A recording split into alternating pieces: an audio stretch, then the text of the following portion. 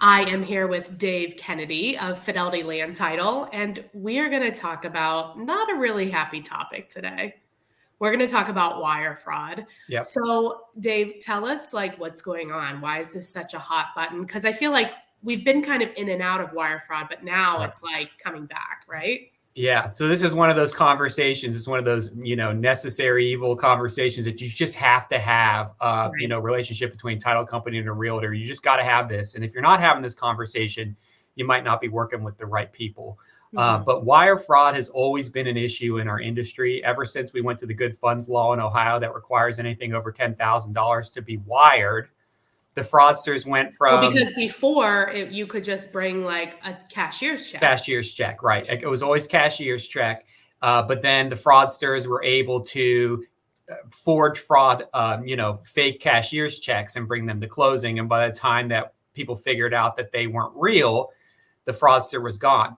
But I will tell you this, a fraudster that does cashier check fraud has to be a lot more, have a lot more bravado than what's going on right now. They had to Okay. physically come into our office with a check and hand it to us So face you to could face. tell who it was because you Right. saw them. Yeah. Yeah. Whereas now that we only do wires, the fraud has opened up to the entire world. So it used to be local fraud. You'd have a fraudster in your city. Now anyone in the world can perpetrate a fraud on a real estate transaction anywhere in the world. Which seems crazy to me because banks themselves wire money Right. back and forth all the All time. the The time. government does it all the time. Wiring is not unusual, Correct. right? Yeah. But So because here, it's here, large sums of money, I guess. Yeah. So here's the difference.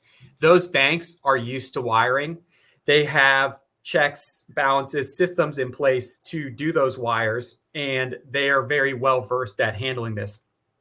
In a real estate transaction, you have a lender, you have a realtor, a title company, and then buyers and sellers, the seller's agents. You have all these different people involved in the transaction, and Mhm. they're all kind of, I don't know, bumping into each other. Right. It's not this cohesive thing that is always, like bank to bank wire transfer. So you introduce all these people that aren't used to doing this, complex financial transfer, and it's just ripe for fraud.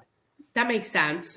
Yeah. So yeah, so like I said, they sit there and look at This is us. why we don't get involved with it. We're like, Right. the title company will contact you. Here's their name. They'll contact you. They'll give you the instructions. It's Yep. I don't want to be the one that passes it through and then all of a sudden there's fraud, you And know? then but the problem right now is the fraudsters are pretending possibly to be you, to be the realtor, and that's the new scary thing. So that's what I kind of wanted to talk about here. Nobody can be me, Yeah, Dave. I know, for real.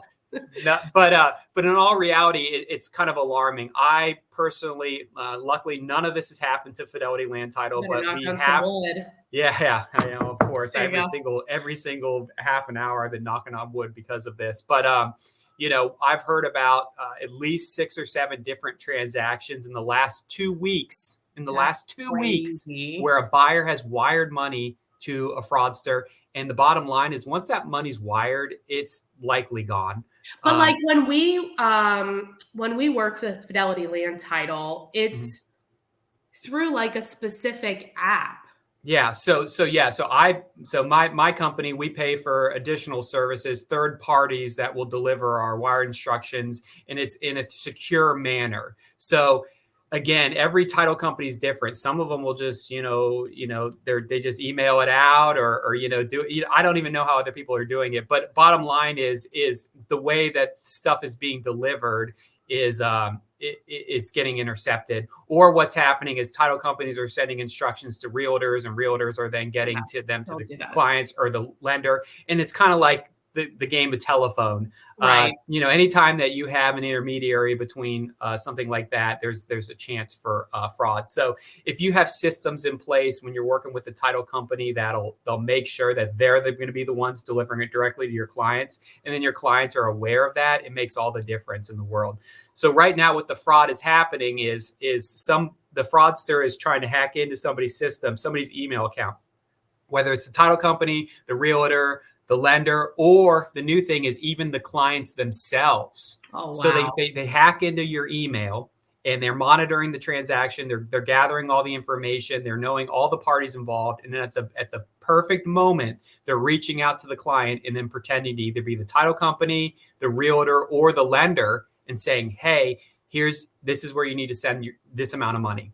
Does And this people go are doing it. away if everything's done on the telephone? So yeah, telephone or in person, if somebody comes to our office and picks up the wire instructions in person and takes them directly to the bank, that would be actually the safest way to do it. But in all practical reality, that's kind of tough.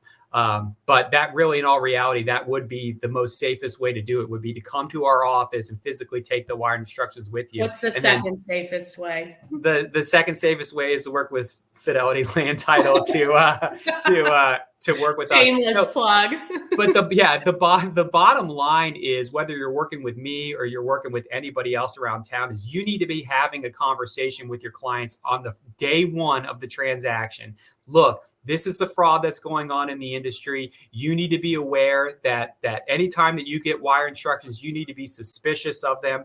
The wire instructions are never going to come from the realtor, from the loan officer, and for anybody else in the transaction. They're going to come from the title company. If they're coming from my title company, they're coming from a secure method that's going to, that's backed up by, insurance and whatnot.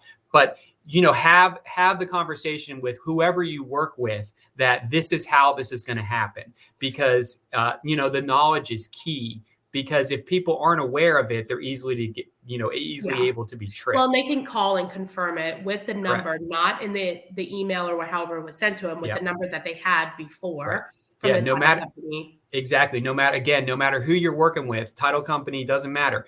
Always verify the wire instructions via a phone number that is that's been verified by you from their website or somewhere. The number that you had prior to whatever email you're getting. Never use the number in the email, because if it's a fraudulent wire instructions, it's probably going to have a fake phone number on there with somebody going to answer it to say, yeah, that's correct. So again, it's just they're very complex, frauds, and they've tried to think of everything. So it's always important to verify your instructions before sending any money.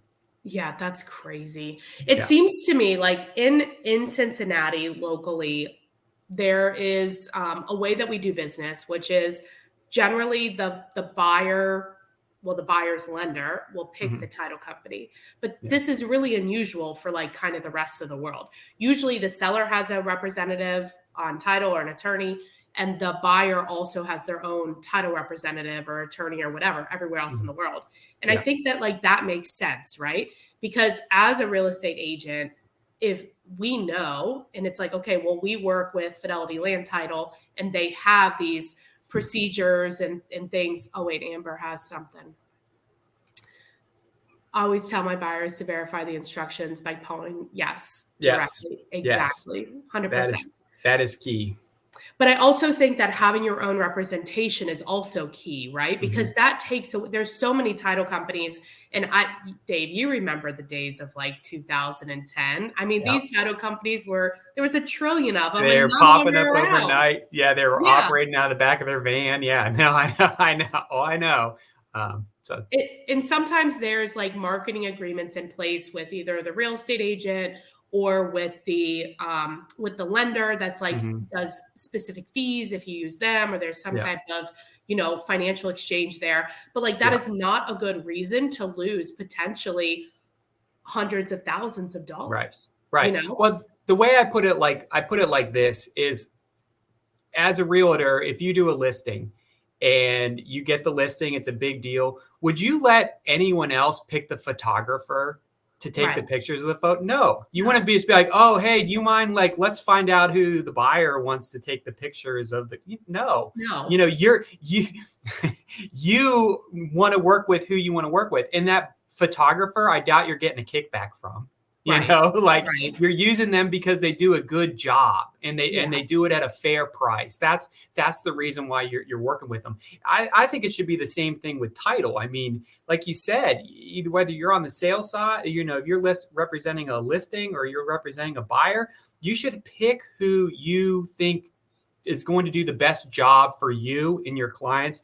The company that's going to make you look good in the transaction so that you can get a Well, and who's referral gonna after the make closing. sure they have the most safety around Yes. preventing wire Yeah. fraud? Because yeah, Yeah, we do that. exactly. That you have to be You can't get working with that money people. back. You're No, not getting it back. no, it's not. It's a very, very, very This is unlikely you're getting the money terrible. back. Oh my god. You want to be working with people that take this seriously, people that are being proactive, and that understand it. If you're not having this conversation, with your partners, then, are you really understanding the entire transaction? Like, yeah, you can get your contract accepted, but like, do you understand everything that's going on Right. in the transaction? Are you partnering with people that are concerned about that type of stuff? Yeah. So let's go back over just quickly the steps. One, Yep. as the buyer or the seller, you should choose your own representation on the title Mhm. side.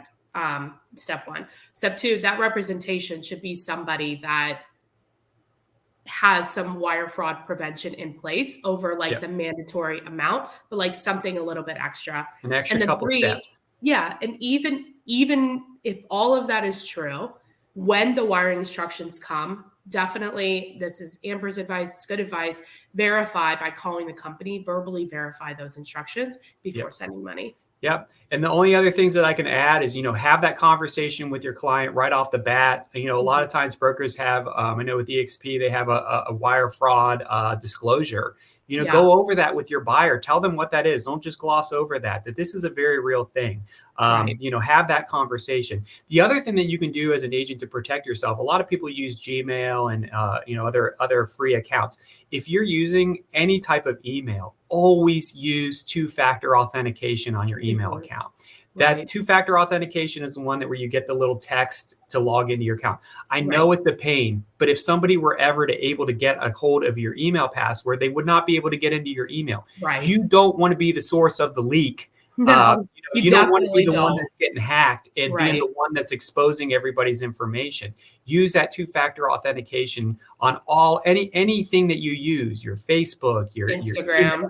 Instagram, everything. Because if they can get involved in the transaction, these people don't need much in Yeah. order to hack into a transaction. My guess is this is probably organized crime. I So mean, it's, they're it's just pros. too concerted. This is just it's too organized. Dave, you're gonna single-handedly take them down, aren't you? Oh, and then another thing that you can look for too is scrutinize every email that you get. Is the sender of the email who you think it is? They're Right. very good at what's called spoofing, which is taking somebody's email address and changing it just a tiny bit Like where you and barely making it look like notice. it's coming from somebody, but it's not. Mhm. Check Mhm. that email at the very beginning of the transaction. Write down everybody's email or something on a piece of paper. And no, don't just trust the name that pops up. Hit reply all and check to see where the actual return email is going, because Right. they can change those names to say it's coming from Jennifer Mertland when it's really not. So check that. And then once in the body of the email, when did you receive it? Did you receive it in the middle of the night? Now, obviously, Jennifer, you're in Spain, so you might send an email Maybe. to us that feels like it's the middle of the night. It's not the middle of the night for you. But Right. be aware of stuff like that. If you get something from the title company in the middle of the night, It's it's not real. And the other thing that you need to look for is spelling and grammatical errors in the email. A lot of times, English might not be their first language, so you'll see a lot of errors. and you can tell. The title company you're working with doesn't, send big run-on sentences with errors. And then the other thing is always a sense of urgency. This has to be done right now. Go do this right away. Like, your deal's going to fall apart if you don't do this. If you're working with the right title company, nothing Yeah, should be last second. that's not right. So if you're getting that push for urgency, that's another red flag. But bottom line is, you just have to be suspicious when it comes to wire Mhm. instructions. Even if they're coming from me, I still want you to be suspicious. Exactly. You got to look into it. That's really good advice, actually, on a lot of different levels, you know? Yeah. But Dave, Yeah, where exactly. yeah. So if people need a good title representative, where are you doing title work? Where can you work? Yeah, so we operate out of Cincinnati, but we cover the entire states of Ohio, Kentucky, Indiana, Tennessee, Michigan, Wisconsin, and Minnesota. Wow. So if you're doing any deals in any of those areas, reach out to us. And what's the best way to get a hold of you? The best way to reach out to us is via our website, fidelitylandtitle.com. Easy enough. All right. Thanks, Dave. All right, be safe out there.